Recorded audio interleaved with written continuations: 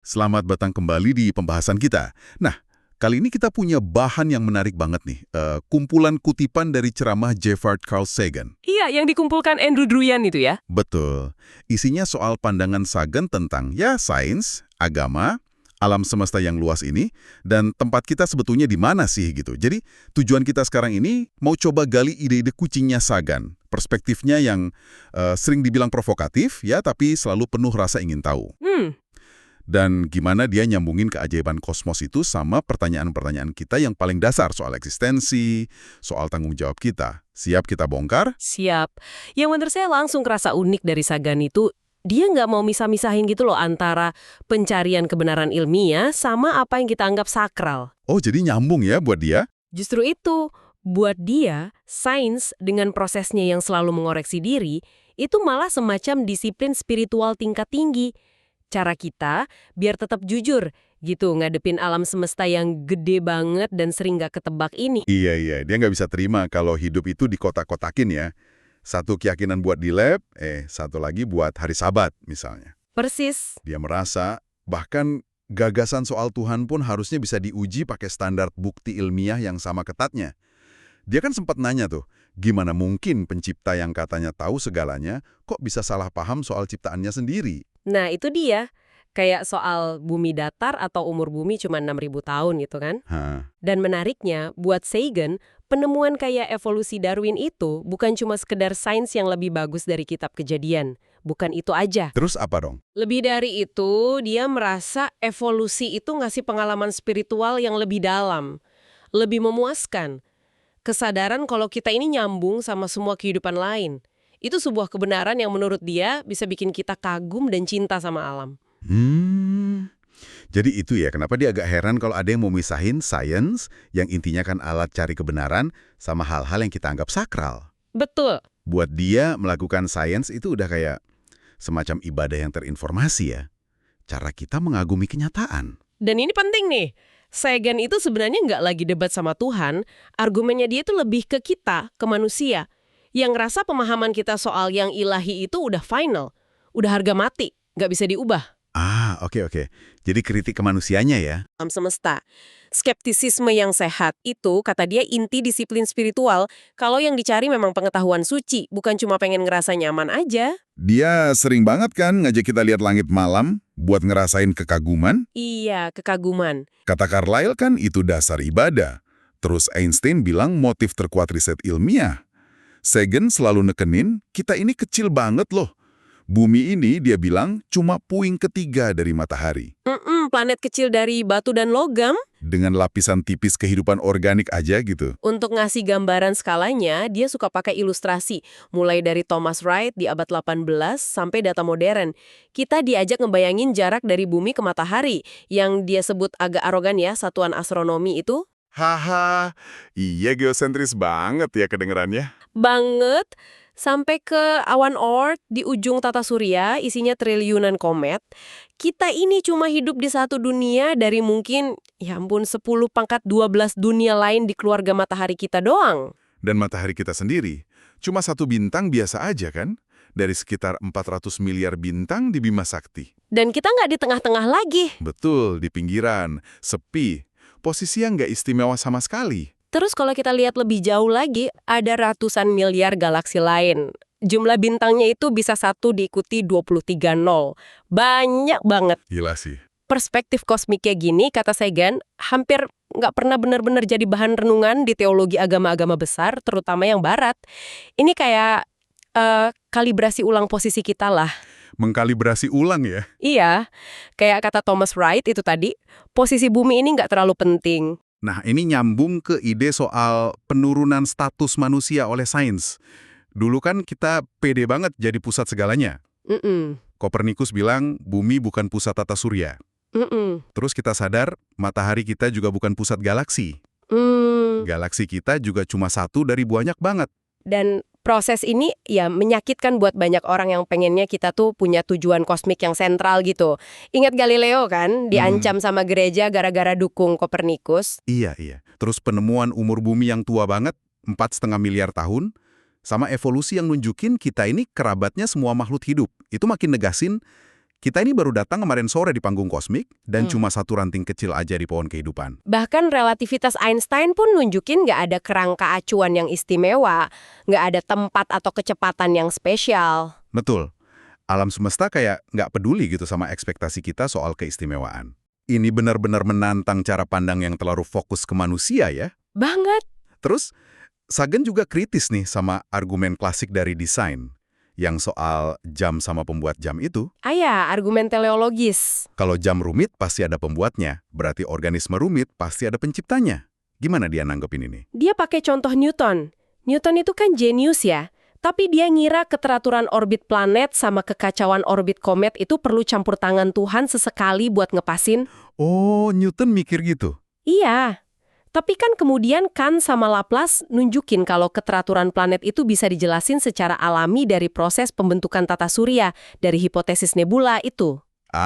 Dari piringan materi purba itu ya? Betul. Dan orbit komet yang acak itu juga ternyata karena gangguan gravitasi bukan dari sononya gitu. Jadi intinya kalau sekelas Newton aja bisa salah lihat desain ilahi di alam, ya apalagi kita.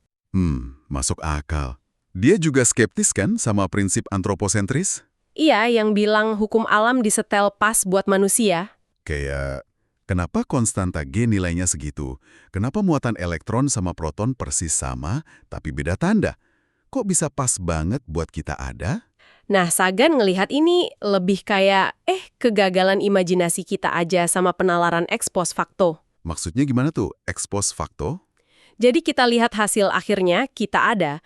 Terus kita mikir ke belakang seolah-olah semua dari awal emang dirancang buat hasil ini. Padahal belum tentu. Contohnya? Misal argumen kalau bintang Katai merah nggak bisa dukung kehidupan karena planetnya bakal terkunci pasang surut. Satu sisi panas banget, satu sisi dingin banget. Oke. Sagan bilang, tunggu dulu. Mungkin ada resonansi orbit yang beda, kayak Merkurius. Atau mungkin planetnya punya atmosfer tebal yang bisa nyebarin panas. Kita jangan cepat-cepat nyimpulin nggak mungkin. Bisa jadi ada kemungkinan lain ya? Bisa jadi. Dia juga buka kemungkinan adanya multiverse. Alam semesta kita cuma satu dari banyak. Masing-masing punya hukum fisika beda. Jadi bukan disetel, tapi kita kebetulan aja hidup di alam semesta yang hukumnya memungkinkan kita ada. Oke. Itu cara pandang yang beda banget ya. Nah, bicara soal kehidupan nih. Sagan kan sering bilang, di level molekul, semua kehidupan di bumi ini intinya sama. Iya, pakai blok bangunan yang sama ya. Asam amino, asam nukleat, kode genetiknya juga identik. Kok bisa seragam gitu ya? Gimana penjelasannya? Dia ngingetin penemuan molekul organik simpel kayak C2, terus CN atau cyanogen di komet. Itu udah dari abad 19 loh, William Huggins nemuin. Oh iya, di komet. Iya, malah sempat panik kan tahun 1910 pas bumi mau lemat ekor komet Halley yang ada cyanogennya, orang takut keracunan. Intinya, komet itu kayak gudang molekul organik. Dan ternyata bahan organik ini nggak cuma di komet ya, ada di mana-mana di tata surya luar. Banget. Bulan Saturnus Iapetus ada sisi gelap kemerahan. Bulan-bulan kecil Saturnus lain, cincin Uranus, terus bulannya Marsi, Phobos, Deimos itu juga gelap kemerahan. Warnanya mirip-mirip ya? Iya, konsisten sama material organik kompleks. Beda banget sama permukaan Mars tempat Viking mendarat, yang malah hampir nggak ada organiknya. Justru di Marsnya malah nggak ada ya, aneh juga. Nah, terus ada Titan, bulan terbesarnya Saturnus. Itu kayak laboratorium kimia prebiotik raksasa. Titan ya yang atmosfernya tebal itu. Betul, isinya nitrogen sama metana. Kena sinar UV, pecah jadi molekul organik yang lebih kompleks. HCN, etana, propana, macem-macem. Sagan nebak, mungkin ada lapisan lumpur organik tebel banget di permukaannya. Bisa ratusan meter sampai kilometer. Mungkin ada lautan etana atau metana cair juga. Wow, jadi Titan itu tempat belajar asal-usul kehidupan ya? Ideal banget buat mempelajari langkah-langkah awal menuju kehidupan yang mungkin di sana kayak beku di tahap kimia aja karena kurang air cair. Dan molekul organik ini juga ada di luar tata surya kan? Di awan antar bintang. Melimpah di tempat bintang dan planet lahir. Jadi kesimpulannya Sagan, bahan dasar kehidupan itu ada di mana-mana. Literally di mana-mana. Oke, jadi bahan organik buat kehidupan di bumi dulu itu bisa dari luar angkasa, bisa juga dibikin di bumi sendiri? Bisa jadi dua-duanya cukup. Dan yang menarik, fosil mikroba paling tua itu kan umurnya sekitar 3,5 miliar tahun. Munculnya itu nggak lama setelah bumi cukup dingin buat ditinggali, sekitar 4 miliar tahun lalu. Relatif cepat ya berarti munculnya. Cepet banget. Ini nunjukin asal-usul kehidupan itu begitu kondisi memungkinkan, prosesnya cenderung cepat terjadi. Dan proses yang cepat itu biasanya adalah proses yang mungkin atau bahkan gampang terjadi. Sagan juga ngebantah argumen probabilitas itu kan, yang bilang nggak mungkin protein kebentuk secara acak saking kecil peluangnya. Iya, argumen Lecomte Dunui itu. Sagan bilang, pertama, yang penting itu seringkali cuma situs aktif enzimnya, bagian kecil aja, nggak harus seluruh rantai protein kebentuk sempurna secara acak. Oke, jadi nggak serandom gitu ya? Kedua, dan ini kuncinya, argumen probabilitas itu lupa sama kekuatan seleksi alam Darwin. Seleksi alam itu kayak saringan raksasa yang super efektif buat milih dan nyimpan eksperimen molekuler mana yang berhasil dan berguna. Jadi bukan sekedar acak-acakan nggak jelas. Masuk akal, masuk akal. Nah, kalau kita terima ada kesinambungan evolusi dari molekul ke mikroba, terus ke kita manusia, kenapa harus berhenti di kita? Pertanyaan bagus. Ini yang bawa kita ke topik pencarian kecerdasan ekstraterestrial, SCT ya. Betul. Dan di sini Sagan ngenalin persamaan Drake. Tapi dia selalu bilang, ini bukan buat ngitung angka pasti ya. Lebih kayak kerangka berpikir gitu. Persis. Buat mikirin faktor-faktor apa aja sih yang nentuin jumlah peradaban N di galaksi kita yang bisa komunikasi?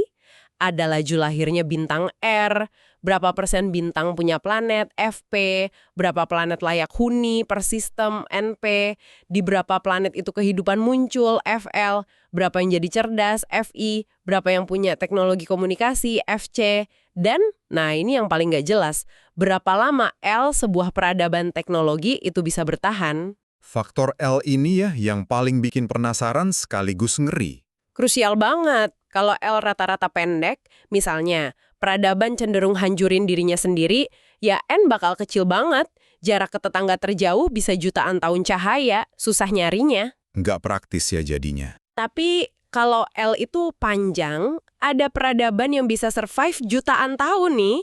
L bisa jadi gede, mungkin jutaan di galaksi kita. Tetangga terdekat bisa jadi cuma puluhan atau ratusan tahun cahaya. Nah, kalau gitu kan pencarian jadi lebih masuk akal. Dan kalau kita sampai nerima sinyal, Itu artinya ada bukti kalau L bisa panjang. Artinya, mungkin aja peradaban teknologi itu bisa bertahan lama. Jadi, nyari ETA itu nggak cuma soal alien, tapi juga soal kemungkinan masa depan kita sendiri. Nyambung banget. makanya ada SETI ya, Search for Extraterrestrial Intelligence. Iya, yang kebanyakan nguping di gelombang radio. Biasanya di frekuensi lubang air, antara hidrogen sama OH. Itu kayak jendela kosmik yang relatif tenang, gak banyak gangguan. Kita lebih mungkin jadi pendengar ya. Kemungkinan besar gitu, karena peradaban yang teknologinya sedikit aja di bawah kita, mungkin belum punya radio teleskop buat ngirim sinyal kuat antar bintang. Kalau ada sinyal yang kita tangkap, mungkin awalnya kayak suar, sinyal simple yang jelas buatan, misal urutan bilangan prima, baru diikuti informasi yang lebih kompleks, kayak gambar atau matematika. Tapi di sisi lain, Sagan juga keras banget soal pentingnya skeptisisme di sini. Oh iya banget. Bukan berarti dia nggak percaya kemungkinan ET datang, tapi dia minta bukti yang standarnya tinggi banget. Karena ini topik yang gampang banget bikin emosi ya. Dia kan kritik keras tuh argumen astronot kunonya Erik von Däniken. Hahaha iya. Von Däniken itu kan intinya bilang leluhur kita itu bego, nggak mungkin bisa bikin piramida, garis Nazca, atau patung Pulau Paskah tanpa dibantuin alien. Kasarannya gitu ya. Sagan bilang, wah ini namanya meremehkan kecerdasan dan kerja keras nenek moyang kita sendiri. Ada kok penjelasan alami yang masuk akal buat semua itu. Teknik bangunan Mesir kuno itu canggih loh. Manusia itu bisa kerjasama bikin hal hebat. Bahkan ada eksperimen Thor Heyerdahl yang nunjukin cara mindahin Moai di Pulau Paskah. Jadi, kata Sagan, von Däniken itu menjual murah leluhur kita. Untuk UFO juga sama kan pendekatannya, skeptis tapi terbuka. Betul, laporannya harus double, sangat bisa dipercaya sumbernya, dan fenomenanya harus sangat aneh, nggak bisa dijelasin pakai hal biasa. Cuma lihat cahaya aneh di langit, belum cukup. Satu orang ngaku lihat piring terbang mendarat, buktinya mana? Masih kurang kuat. Perlu bukti fisik ya? Idealnya gitu. Dari pengalamannya neliti laporan UFO, termasuk buat Angkatan Udara AS, Sagan nyimpulin sebagian besar itu ya salah identifikasi. Bisa planet Venus, terang banget, balon cuaca, pesawat rahasia, serangga, kena cahaya aneh, aurora, macam-macam. Atau ya hoax kalian. Kayak foto-foto yang ternyata palsu itu ya. Iya, kayak kasus George Adamski yang ngaku ketemu orang Venus cakep itu, ternyata fotonya tipuan. Sampai sekarang, kata Sagan, gak ada satupun bukti fisik serpihan logam alien, foto interior yang jelas dan terverifikasi yang benar-benar tahan uji ilmiah. Dia cerita kasus lucu soal polisi itu kan. Oh iya, polisi di New Mexico lagi patroli malam, kaget lihat ada piring terbang metalik mendarat berkilauan di kejauhan. Dia samperin pelan-pelan, ternyata itu silo gandum baru dari metal yang baru dipasang hari itu, dan dia belum pernah lihat sebelumnya. Hahaha, aduh. Itu contoh bagus gimana orang yang jujur dan niatnya baik pun bisa salah interpretasi. Makanya, skeptisisme itu bukan berarti kita priori nolak, bukan prasangka, tapi pasca sangka. Kita nilai setelah periksa buktinya dengan teliti. Pandangan skeptis ini, dia bawa juga pas ngelihat agama ya. Iya, dia coba eksplorasi akar psikologisnya.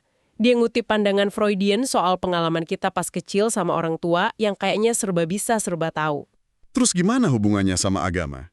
Nah, pas kita kecewa karena sadar orang tua nggak sempurna, ditambah kita kangen rasa aman dan butuh figur otoritas, mungkin perasaan itu kita proyeksikan ke kosmos, jadi sosok Tuhan yang maha kuasa dan maha tahu. Itu salah satu hipotesis psikologisnya. Dia juga lihat dari sisi biologi kan, molekuler. Betul, dia lihat basis molekuler emosi kita. Hormon kayak adrenalin buat lawan atau lari, endorfin, penahan sakit alami, itu kan ngaruh banget ke perilaku dan persepsi. Nah, pengalaman religius, rasa kagum, transenden, itu juga bisa dipicu oleh molekul. Entah dari ritual pakai peyote, anggur sakramen, atau bahkan zat psikoaktif lain. Jadi, mungkin ada kimiami di balik perasaan religius. Dia berspekulasi, mungkin ada molekul alami di otak kita, dia sebut theoforin gitu, yang fungsinya memang menghasilkan perasaan religius. Kagum, rendah hati di depan kekuatan besar, dan mungkin ini dulu punya keuntungan evolusioner, misalnya bikin kelompok lebih solid atau lebih gampang adaptasi sama hierarki. Ini hipotesis aja sih. Tapi dia juga kritis kan sama peran historis agama. Iya, dia lihat kadang agama dipakai buat bikin orang pasrah aja sama nasib jelek di dunia ini, demi janji surga nanti. Ini kan bisa jadi alat buat kelas penguasa. Dia ngutip dokumen Kairos soal teologi apartheid di Afsel sebagai contoh. Dia juga ngeraguin klaim kalau moralitas itu asalnya mutlak dari Tuhan ya. Dia nunjuk contoh Kode Hammurabi dari Babilonia, itu kan aturan hukum dan moral yang udah ada jauh sebelum ajaran Yudeo-Kristen muncul. Jadi, ide soal moralitas itu bisa berkembang dari kebutuhan sosial manusia juga. Nah, di zaman modern yang perubahannya cepat banget ini, gimana pandangan Sagan? Justru itu. Kata dia, di zaman kayak sekarang, kalau kita cuma patuh buta sama tradisi kuno, itu malah bisa bahaya. Bertahan hidup sekarang mungkin lebih butuh kemampuan kita buat berubah, buat mempertanyakan kebijaksanaan lama. Disinilah peran sains jadi krusial, dengan penekanannya pada keraguan yang kreatif dan pencarian bukti. Teknologi modern kan kayak pedang bermata dua ya. Kita bisa ke planet lain. Tapi juga bisa ancurin diri sendiri pakai nuklir. Nah, Sagan kan vokal banget soal bahaya musim dingin nuklir. Bisa dijelasin dikit? Itu konsep hasil studi ilmiah juga yang bilang kalau terjadi perang nuklir skala besar, asap dan debu yang naik ke atmosfer itu bakal nutupin sinar matahari secara global. Akibatnya suhu turun drastis, pertanian gagal total, ekosistem rusak parah, bisa jadi akhir peradaban. Ngeri banget. Serem ya bayanginnya. Tapi menariknya, Sagan juga lihat peran positif yang bisa dimainin agama dalam isu ini. Gimana tuh? Dia lihat agama itu punya potensi buat numbuhin kepedulian jangka panjang ke bumi dan generasi mendatang. Bisa dorong aksi politik damai, kayak di gerakan hak-hak sipil dulu kan banyak tokoh agama terlibat. Bisa juga nunjukin keberanian moral, ngomong kebenaran ke penguasa. Dan penting juga menentang teologi akhir zaman yang malah pasrah atau bahkan nyambut perang nuklir sebagai takdir ilahi. Jadi agama bisa jadi kekuatan positif juga ya kalau interpretasinya tepat. Bisa banget. Dia sering ngutip aturan emas. Perlakukan orang lain sebagaimana kamu ingin diperlakukan. Tapi dia menyayangkan, negara-negara, bahkan yang ngaku agamis, sering banget ngelanggar prinsip ini dalam politik internasional, terutama soal senjata nuklir. Padahal, kalau kita lihat bumi dari luar angkasa, Itu dia, kan kelihatan jumlah bola biru kecil yang rapuh, nggak ada garis batas negara, semua saling terhubung. Harusnya itu bikin kita sadar kalau kita ini satu spesies di satu planet. Kesadaran global itu penting banget. jadi ujung-ujungnya gimana nih nasib kita menurut Sagan? Ya, bergantung pada pertarungan di dalam diri kita sendiri. Antara sisi agresif kita, warisan dari otak reptil kita, sama kapasitas kita buat cinta, buat kasihan, buat mikir pakai korteks cerebral kita yang canggih.